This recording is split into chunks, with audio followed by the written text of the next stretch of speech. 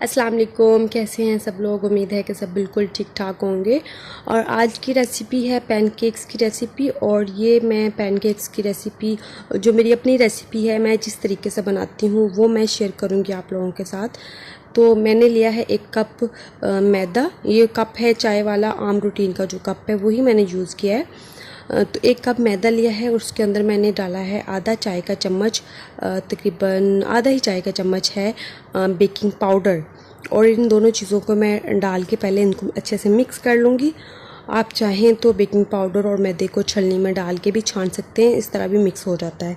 तो इसको मैं अच्छे से मिक्स करके एक साइड पर रख दूँगी।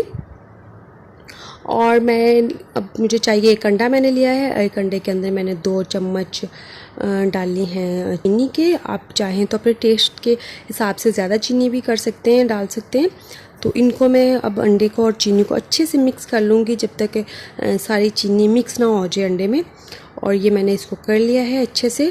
अब जो ये अंडा है इसको मैं डाल दूँगी, मैदे के अंदर डाल दूँगी। और ये मैंने सारा इसके अंदर अब डाल दिया है, इसके अंदर आप शामिल कर दें।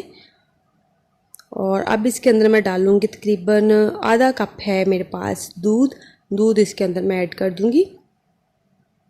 इसको मैं ऐड करके इसको मैं अच्छे से मिक्स करूँगी।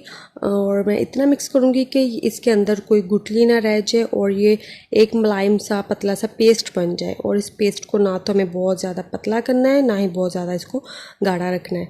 अब इसके अंदर 1 खाने का चम्मच मैंने ऑयल डाला है। आप चाहें तो इसमें बटर भी यूज़ कर सकते हैं, लेकिन मैंने 1 कुकिंग ऑयल डाला है। और 1 चाय का चम्मच है वनीला एसेंस, तो इसको मैं डाल के अच्छे से मिक्स करके पेस्ट बना लूँगी। एक पैन को गर्म करके मैंने थोड़ा सा बटर लगाया है उसमें, और मैंने उसके अंदर उस बैटर को डाल दिया है। मुझे जिस साइज़ का पैनकेक चाहिए था मैंने उतना ही वो बैटर डाला है। आपको जिस साइज़ का चाहिए आप उस साइज़ का बना सकते हैं। और उसी तरीके से सारे के सारे मैंने बना लिए हैं। और जो मैंने बैटर तैयार किया था उसमें मेरे 3 पैनकेक्स बने हैं। और मैंने बहुत ज़्यादा मोटे नहीं बनाए, थोड़े से पतले हैं। आप अपनी पसंद के हिसाब से बना सकते हैं। अब इनके ऊपर मैं शहद लगाऊंगी।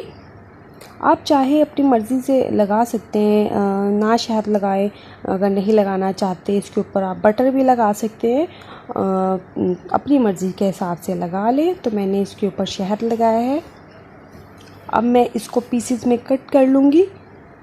ये भी आपकी अपनी मर्ज़ी है, आप इसको जैसे भी खाना पसंद करते हैं। अगर आप काटना चाहते हैं तो काट लें, नहीं तो आप उसको वैसे भी खा सकते हैं। तो जी, ये थी मेरी आज की रेसिपी। उम्मीद करती हूँ आपको पसंद आएगी। और अगर आपको अच्छी लगे तो कमेंट में लाजमी बताइएगा। और नेक्स्ट वीडियो तक मुझे इजाज़त दें। अल्लाह हाफ़िज़।